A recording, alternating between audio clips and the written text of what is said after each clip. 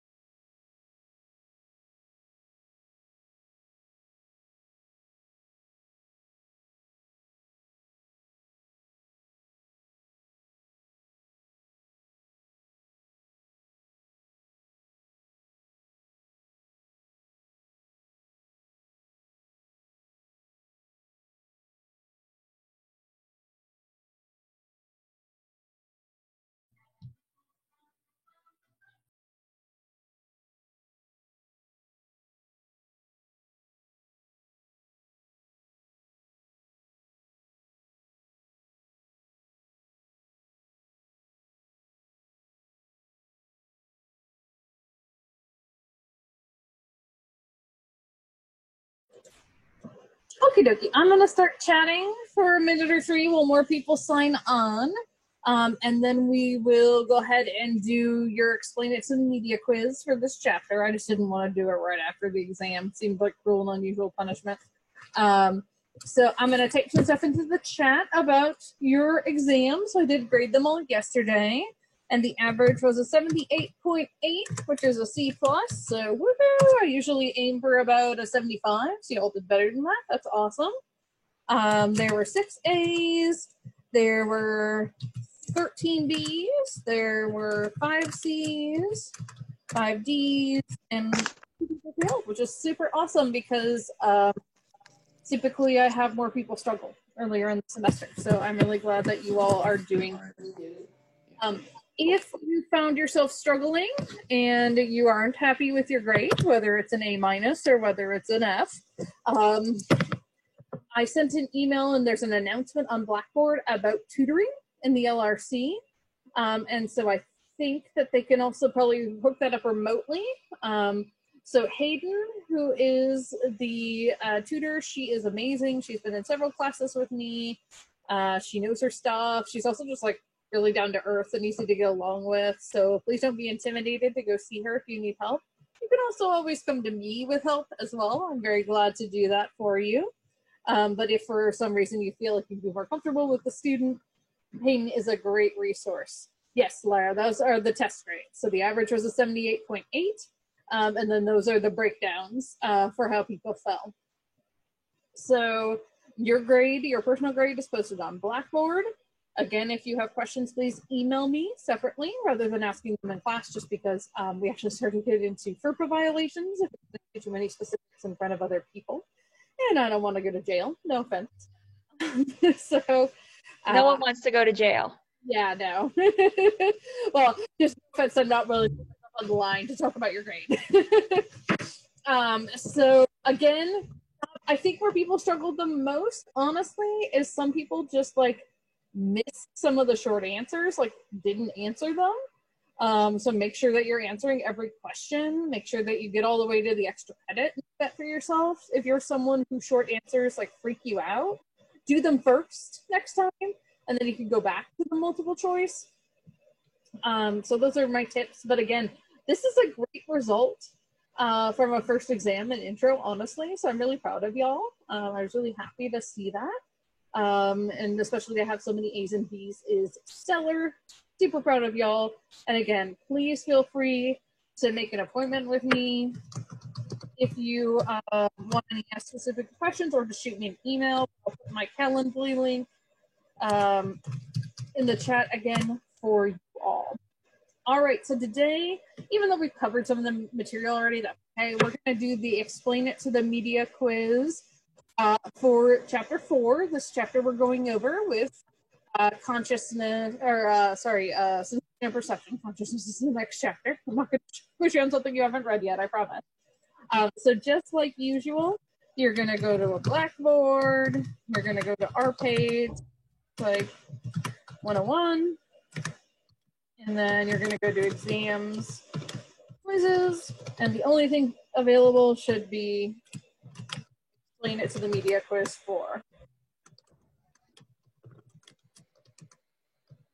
So I am going to give you 15 minutes-ish till about 1:20, and then if I feel like people need more time, we'll do that. I'm going to mute, so if you have questions, please ask them in the chat so as not to disturb people taking the quiz. And then we'll jump back into our lecture after that.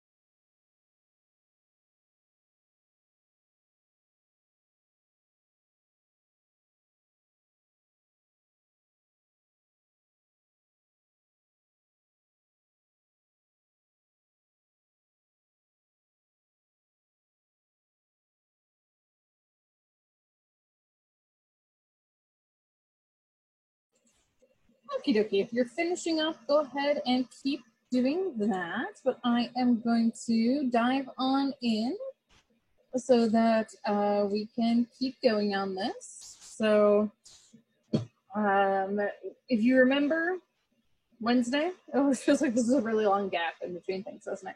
But Wednesday, we were talking about the different types of vision and how we see and how we make things out. And so we've been talking about like shapes and things like that. But now what we're gonna do is start talking about depth and depth perception. And as I mentioned on Wednesday, I have several slides about this, so I wanted to make sure that we had plenty of time to do them all at once. So, put myself back a little there. All right, so depth perception is the ability to see objects in 3 dimensions. So the brain constructs perception of 3D from really what are 2D images. So if you remember, light information is projected on our retina, sort of like a movie screen. And so then our brain has to give that depth and turn it into depth perception and turn it into this 3D image. So binocular cues are part of how we do this. So they're depth cues that depend on the combination of the images in both eyes and on the way the 2 eyes work together. So for example, if you hold a hand over your eye, don't like squish it in there, right? You just hold a hand over your eye and focus on an object and then switch to the other one. You can also just do this by like opening and closing your eyes, right? And you really focus on one object. The switching back and forth will look like the object is jumping back and forth because our eyes see things just very slightly differently from each other. So that's that disparity. But working together, we get what's called convergence, where it all comes together and it doesn't look like we have double vision of things. So the brain works in our favor, basically. All right. So we also have monocular cues. These are depth cues that are available from the image in one eye, so either eye. And on the way, so that some examples of the monocular cues are familiar size, height in the field of view, linear perspective, overlap, shading, and texture gradient. So, you know, if you know what size something is, right? So like here I have a pretty standard Gatorade bottle, and you know about what size it is in my hand, right? So if I were to just like put it here, it looks giant, right? But you know it's not giant because you just saw me holding it. You have an idea of how big it is. So if it comes closer, your brain can just tell you it's closer rather than being like, oh my gosh, it's like a Stay Puft Marshmallow Man, but with a bottle, right? Same thing here in terms of like height in the field of view. Overlap is what's in front of the other thing that helps us get depth perception as well. Shading, texture, things along those lines. So this gives you better indication about shading and texture. So go ahead and type in the comments, what is it about the picture on this slide, the painting on this slide, that makes us think there's depth to it? If you art classes right now, then that will work. So yeah, just go ahead and type it in the comments. Yeah, the shading, definitely. You know, fading away in the background there. What else? Yeah, it goes to where we can no longer see it.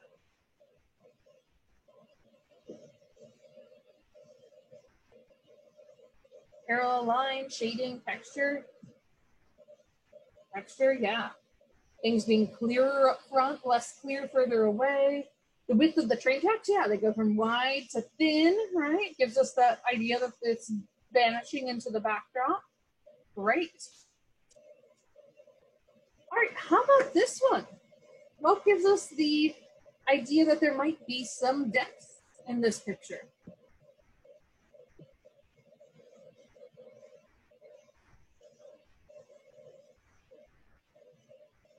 Yeah, the change in size. You hit it right on the head, Rebecca, right? So, like, if we just look at this, right, and just, like, really try to be objective with it, it's just a bunch of, you know, depending on how you tilt your head, either squares or diamonds, right? And they are just of different sizes, right? But because our brain is really used to sort of flipping things like this and interpreting them as there's more depth, we immediately think, oh, well, the bigger things are up front, it goes smaller back up towards the top. Yeah, the spacing changes, exactly what you all are saying in the chat. So it makes us think there's depth, when in reality, it's really just a purple background with some bluish, tealish, square diamonds on them, right?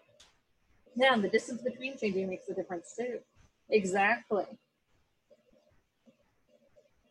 Another thing, in addition to depth perception, that ends up being important, especially in some animals, is motion detectors. So humans have specialized motion detectors. Apparent movement occurs when an object is stationary, but it's perceived to be moving. An example of apparent motion is watching an IMAX movie.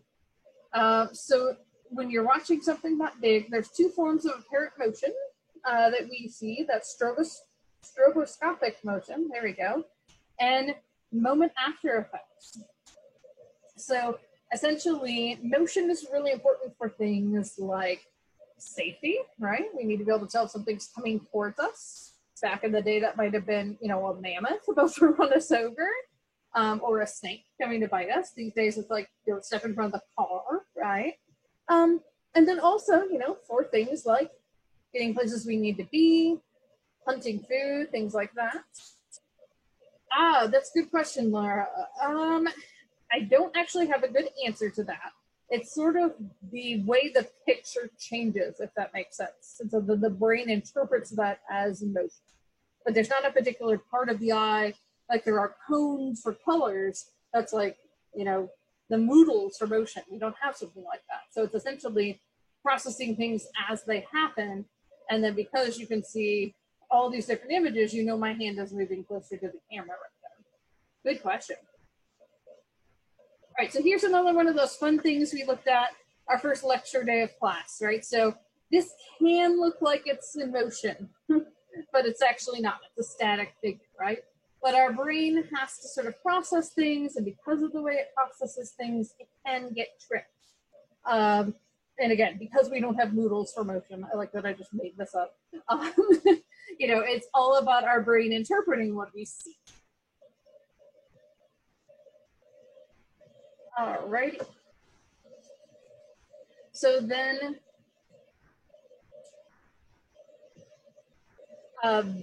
so someone said in the chat, but sometimes if you're watching a movie or a picture with bad quality, smaller stationary objects seem to move. Yeah, that pixelation, that can definitely happen, right? Where things that are supposed to be steady can look like they're like, ooh, ooh. It's not the Matrix. It is your eye trying to process this poor quality information, right?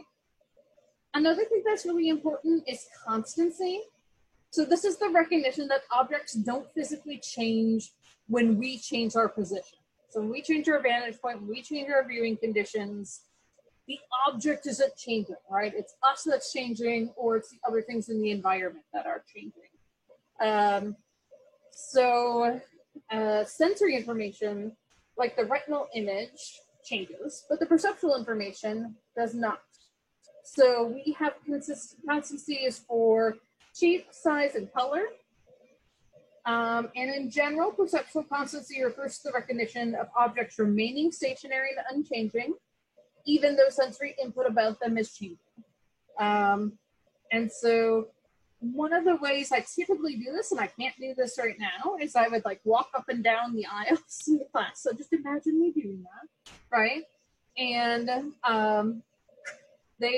I can look larger or smaller as I walk to or away from you, right? Another thing that we could do, right, is we can take a book. Let me grab some John Green right here that I'm sitting on my shelf, right? And if I rotate it, whether I rotate it that way or whether I rotate it that way, you still know it's a book, right? Like when it's this way, you might not know what book it right? But you know, it's a book, right? So that's also constancy. So even though, you know, here it's like a really different rectangle than it is here, you still recognize this is the same object, this is a book, right? So that's perceptual constancy, okay? Or a nice way to think about perceptual constancy is if you have seen, yes, I love John Green. I'm super biased because he went to the same undergrad as I did, although he graduated before I got there. I love his books. But so if you think of Monet, if you're familiar with his work, so he painted, for example, the British Parliament building in all different weather settings, right? So sometimes it was foggy, sometimes it was clear. The basic structure of it doesn't change, right? But the colors and the shading and whatnot do. But he and we can still recognize that's the same building. Same idea. All right. So we've talked a lot about vision, and now we're going to start talking about hearing.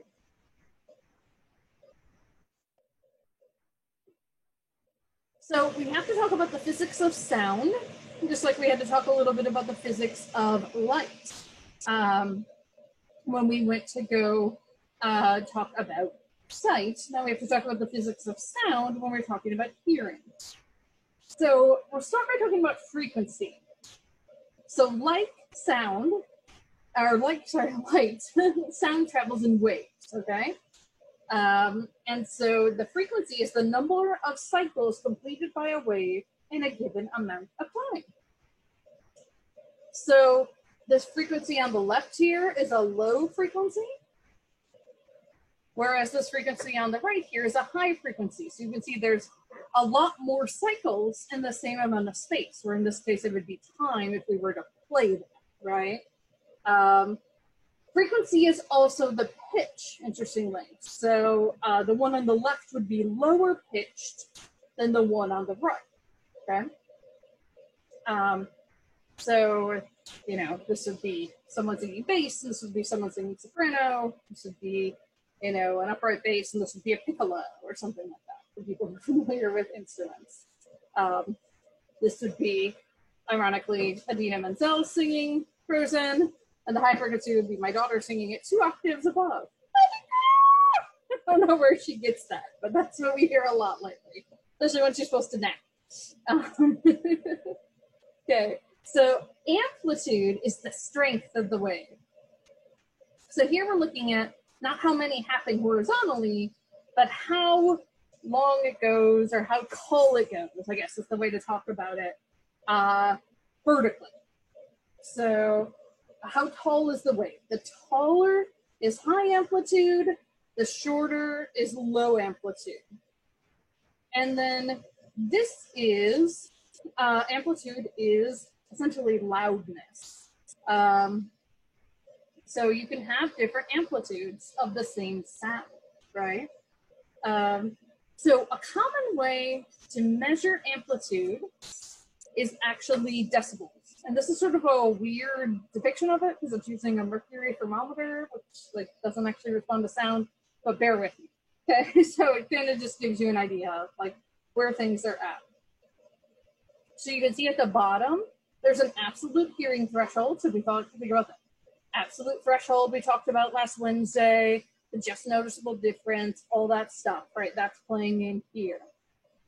And then you've got like soft whispers, quiet rooms, quiet offices, normal conversations, being inside a noisy car. And as you can see, it doesn't take too much above that to start getting hearing loss from prolonged exposure, right?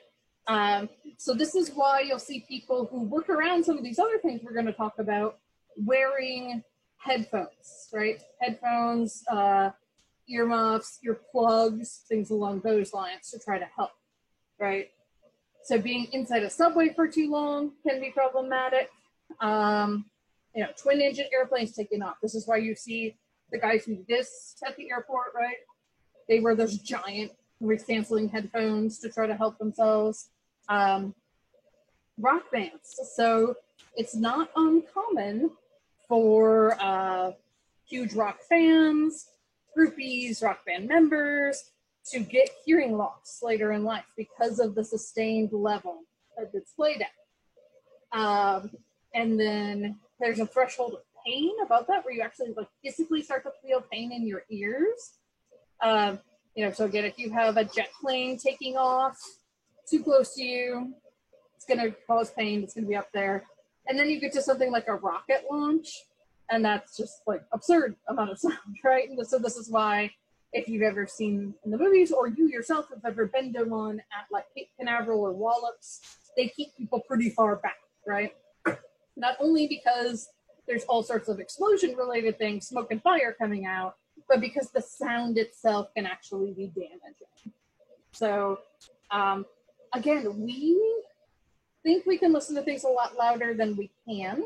This is why on phones now, it'll be like, are you sure you want to turn up the volume that much when you have your headphones in? Because it's essentially trying to prevent you from getting hearing loss or some sort of a sustained problem.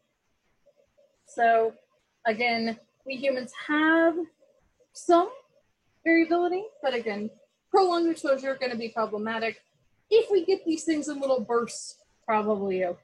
We go to like one rock concert, probably okay. Yes, someone else in the comments saying, you know, if you have something like ADHD, this can make it worse. Also, things along the autism spectrum can make this worse as well, right? So if you're on the spectrum, you might be hypersensitive to sounds. Same thing with some mental disorders like schizophrenia. Sometimes what happens with that is like they don't know which to focus on. And so it actually becomes really problematic because everything's overwhelming, which again can be really similar to people on the spectrum, actually. So yes, different learning disabilities, disorders, things along those lines. There's something else I'm not going to remember quite the name for, but there is essentially a clinical term for hypersensitivity to sound, and just that. Those are all going to affect this. Now, just like sight, you know, we've got different types of abilities and different types of theories about those abilities. So in terms of explaining how we hear, we have the pitch theory of place theory, of pitch perception. And that's the idea that each frequency produces vibrations at a particular spot on the basal membrane. And we'll talk about what that is when we get to our diagrams of the ear in a couple slides. But the idea is that you would essentially almost have like a map on your membrane, right? And then you would like, oh, this pitch is going to hit here, this one's kind of close, so it's going to hit here, and this one's a little further away, so it's going to hit over here.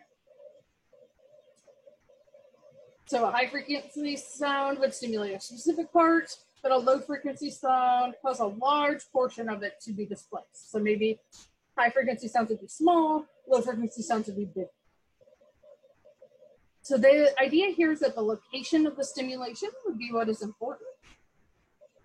But this only really explains perception of high frequencies well. It doesn't really talk about like medium frequencies or things like that. All right, and then there is the frequency theory of pitch perception. And this states that the perception of a sound's frequency depends on how often the auditory nerve fires. So in response to how the ear processes sound, the auditory, who made these theories? I don't actually have the author's name in my notes, but I'm sure that that is something that we can look up later. So if you want to look that up there, that'd be great. And if not, I will try to do it after class and let y'all know. So then the frequency theory of pitch perception states that, again, it's like how often the auditory nerve fires. And they thought that high frequency sounds cause the nerve to fire more often than low frequency sounds. So there's problems here is that there might be some limitations of how fast a nerve can actually fire, right? You've got to get that action potential, resting potential going on. And then there's something called the volley principle. Cell clusters can exceed limitations of firing rate. And when a cell of nerve clusters fire neural impulses in rapid succession, they can produce this volley of impulses. So again, these are theories, and like the theories of sound, there are of sights, there are probably elements of truth to all of them. All right, so just like we went over the eye, now we're going to go over the ear. All right, so the outer ear is what we typically think of as the ear, right? It's this part of the ear. And it contains the pinna, which is the visible part of the ear. And then it also contains the external auditory canal. Okay, so that's what sort of your hole is there in your ear that you're not supposed to stick anything smaller than your elbow into, right? The eardrum is right here. It's the oval window. And we have a better picture of it, I think, on the next slide. So you'll see it better on the next slide. So then after passing through the pinna, again, the part of the ear we see and pierce and things like that, it essentially helps to funnel sound into our ear canal. And then it goes through the auditory canal to the middle ear. There we go. Yep, eardrum tympanic membrane. There we go. But again, I think I have a better diagram on the next page here. So the eardrum vibrates in response to sound. So airborne sounds enter the ear and they strike this tympanic membrane or the eardrum. And it's basically like when you strike a drum with a mallet, right? Only it is sound waves doing it. We're not actually obviously like stabbing ourselves in the ear to hear. That'd be bad. But it vibrates in much the way like the skin of a drum does, hence the tympanic membrane or eardrum. All right, here are the better pictures where you can see the eardrum much more clearly. So the eardrum vibrating based on the sound waves transmit vibrations to these tiny bones, and you can barely see them here in the ear. Okay, so these right here, these three, and you can kind of see them a little better in this part of the diagram. Those are your inner ear bones, or middle ear bones. So there's the hammer, the anvil, and the stirrup. They're named for how they vaguely in shape look like these objects in our human lives. So essentially, we've got eardrum vibrating, it hits up against these bones then pass the wave down, and then they pass it onto the cochlea. And the cochlea is the primary organ of hearing. Okay, so it's this thing that looks like a snail, basically, right here, okay? That's the cochlea. And the cochlea is filled with fluid, and the fluid is essentially sent into a wave motion. So like if you've been to an aquarium and you've seen like the seaweed or the sea fans doing this, that's what happens to the fluid inside the cochlea.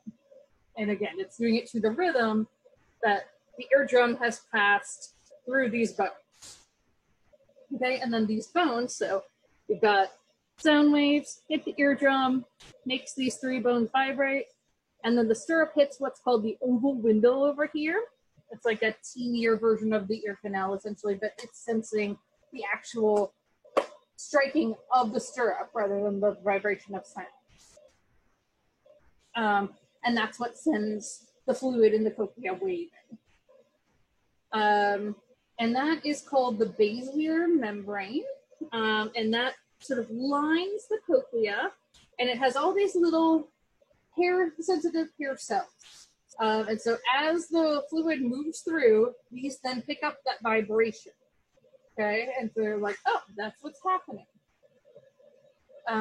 So they sway as the liquid sways, and they stimulate nerve endings for the auditory nerve. So here's the auditory nerve here. As you can see, it's attached to the cochlea. It gets those vibrations, messages about them from those sensitive hair cells in the basilar membrane.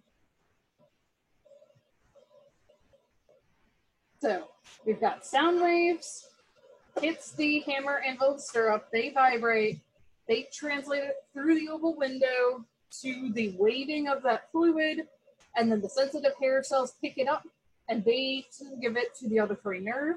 The auditory nerve, just like the optic nerve, is going to take it back into the brain for processing.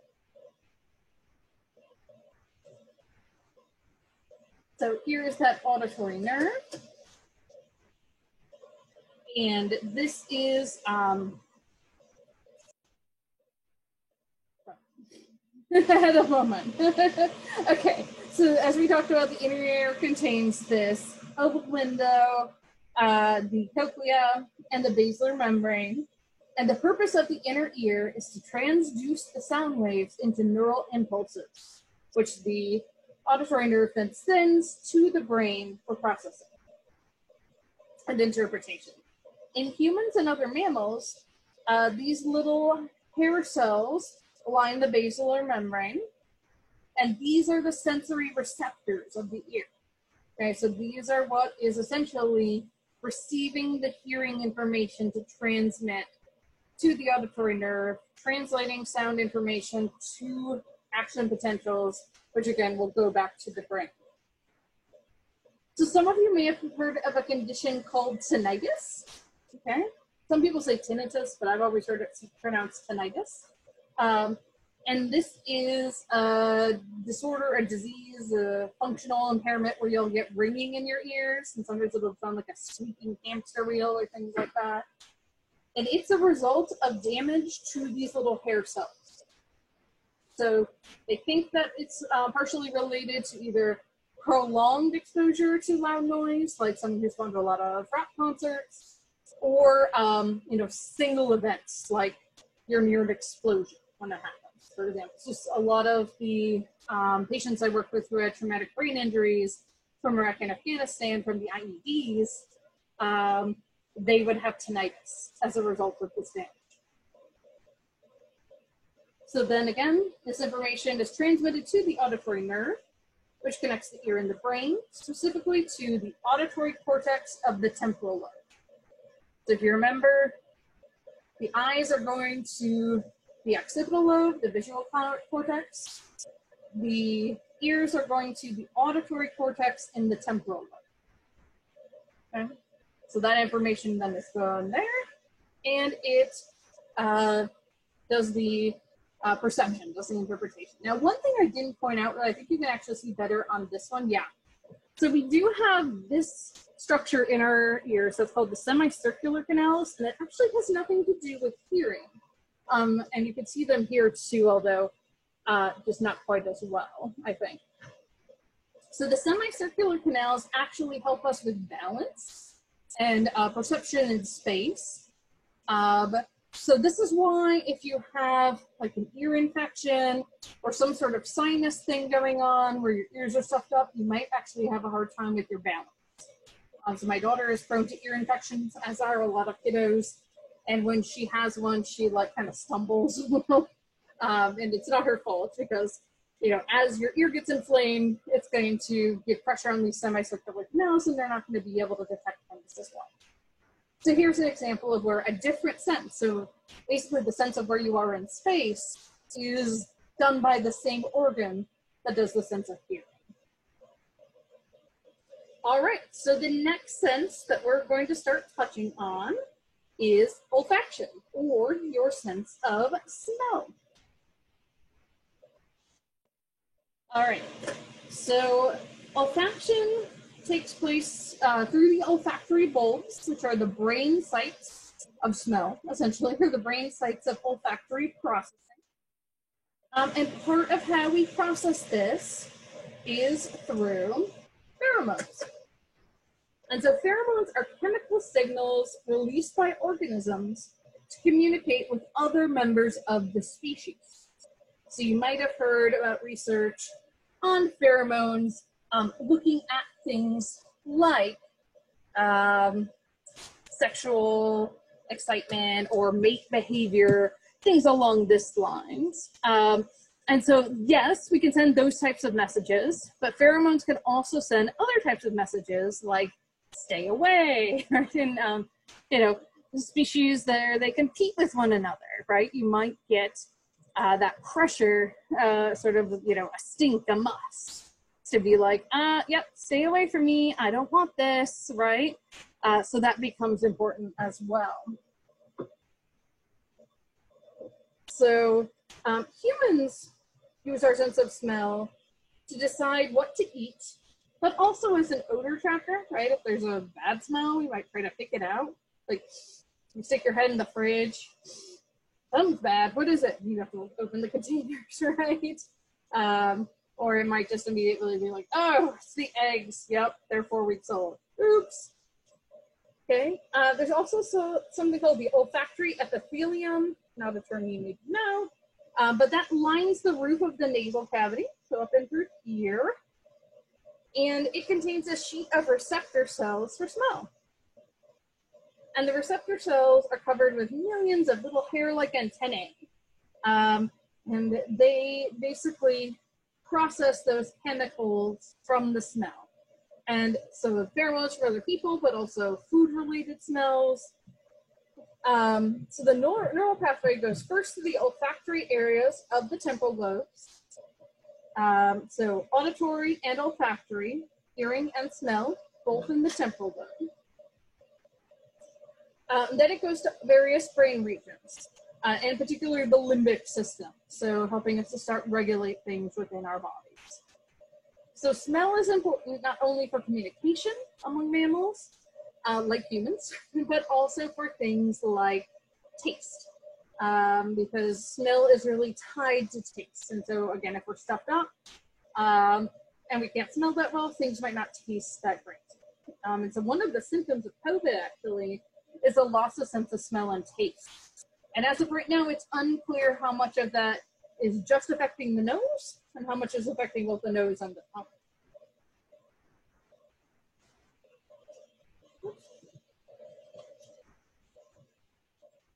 All right, so speaking of taste, now we're going to talk about gustation, or gustation, and this is the technical term for tasting. So this is just about tasting. Taste buds are our receptors for taste, and here you can see what that looks like. They're kind of bumpies on our tongue. Very technical description, bumpies. And taste buds are the receptors for taste, and they're primarily on the upper side of our tongue, because that's typically where we experience food first. So we use our sense of taste to select food and also to regulate food intake. And these little yellow things down here, those are our gustatory cells. So those are the little tiny taste buds and what they look like inside. So they're getting the chemical reactors. And you can see how this sort of maps out on the tongue. In different areas of the tongue, taste different things. They're kind of mixed in, but they're general areas. So papillae here are the small bumps on our tongue that contain the taste buds, which are the receptors for taste. The information picked up by taste bud receptors travels to the brain for interpretation, like everything else. So the 4 different taste qualities that we have are sweet, sour, bitter, and salty. There's also another flavor that you might have heard about if you watch cooking shows like Top Chef, and that's umami. It's like an earthy flavor. We don't necessarily have specific taste buds for that, but it is a specific flavor profile we can taste. And different regions of the tongue are more sensitive to some tastes than other areas. The tip of the tongue, so up front here, is most sensitive to sweet and salty. The sides of the tongue and through here are most sensitive to sour. And the rear of the tongue is most sensitive to bitter. So again, doesn't mean exclusively, but that's in general where we taste those things. Again, these are chemical receptors, so they are taking chemical properties of the food, of what we're tasting, and translating that to neuronal energy. Yes, Lara, go ahead. I have a quick question regarding taste buds. Can you hear me? Mm-hmm. All right. I've noticed that you said the tip of the tongue was most sensitive. Salt and sweet. Yeah. Well, what happens when the tongue burns? Like when you have something hot and it burns and you temporarily can't taste anything? Is that a reaction or? Yep, exactly. It's just like if you burn your finger, right? And you can't feel as well with it until it heals. Exact same thing, right? So it just temporarily damages it until the body can heal it. Yeah, because that happens a lot, right? Especially as we get into fall, we start to drink things like pumpkin spice lattes or hot chocolate, hot cider, right? You get a little too excited, you burn your mouth. Yeah, and it's an injury to your mouth. So until it can be repaired, just like again, if you cut or burn your finger, until that can be repaired, it's not going to be able to sense as well.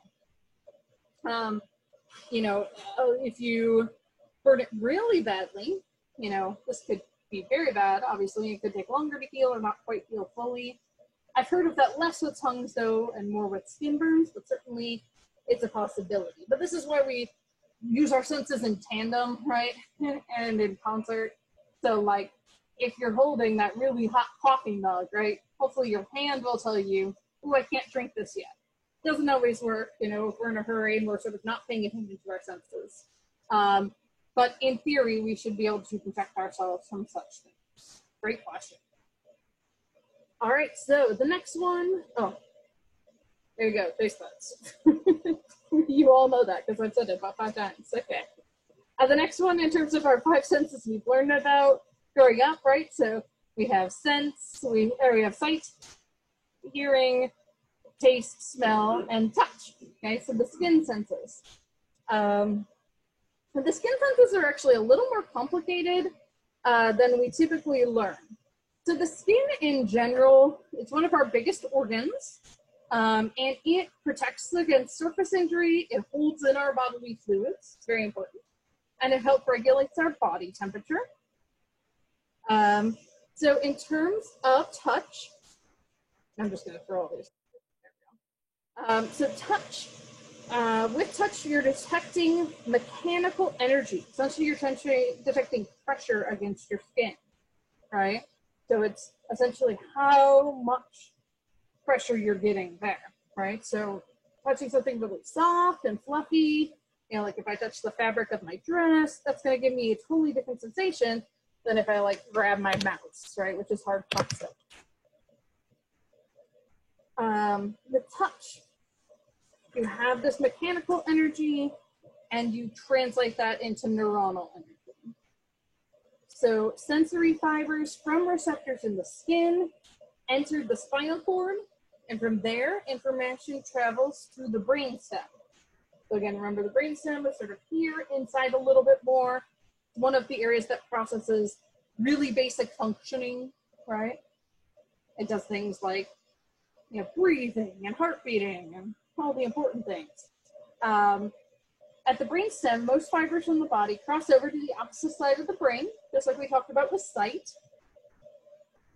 And the information then goes down to the thalamus, which essentially maps the body's somatosensory areas in the parietal lobes.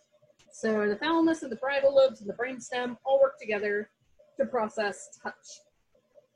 So the fingertips contain the most tactile receptors, although actually a lot of people don't realize this, but our feet also contain a lot of receptors. And we don't think about it because we don't necessarily have to think about it, but essentially our feet have that many receptors to help us walk without having to like watch every step, right? So it helps us like navigate if the road's a little unrough or if we trip over a pebble, right? It helps us stay on our feet. Newborns can experience touch better than they can see, hear, or even taste at first. In fact, a lot of the additional newborn reflexes are to do with touch. So there's a rooting reflex where if you stroke their cheek, they'll turn towards you, because it's related to suckling, to breastfeeding. There are different other reflexes you can do with like the soles of their feet and things like that. Warmth and cold are done by thermoreceptors, when those are located under our skin, and they respond to changes in temperature at the skin or near the skin. They provide input to keep the body's temperature steady. Now, for a long time, the conventional wisdom was everyone is 98.6, right? Everyone sticks at 98.6. That's what the ideal is. Well, that's an average, right? So there are some people whose natural temperature might be 98, right? And that's okay. It doesn't mean there's something wrong with you. So I think that's a misconception I like to try to dispel. And we have both warm and cold thermoreceptors, so to help us detect those things, because they can be equally damaging. We don't necessarily think of it because it can take longer, but something like frostbite, right, injures our skin in a way that isn't that dissimilar from a really bad burn. Okay, so it's important that we're detecting both. And then pain. Pain might be one of the most important things that these sensors detect. So there are pain receptors throughout the body, and intense stimulation of any one of the senses can produce pain. So it doesn't just have to be touch, actually. So if you remember, I talked about how sound above a certain decimal can be really painful. So pain is the sensation that warns of damage to the body. So that's why we experience pain. It's sort of like a warning, like, hey, some damage is going to happen and we should do something to stop it. It tells the motor system of the brain that it must act quickly to eliminate or minimize the damage. And as we talked about during our biopsych chapter, if it's something that needs even more immediate, like your hand's on the stove, it's going to burn, right? It doesn't even have to go up to the brain. The spinal cord can just do that reflex arc and be like, whoop, don't do it. So the pain receptors differ in the type of physical stimuli to which they respond, depending on where they are in the body.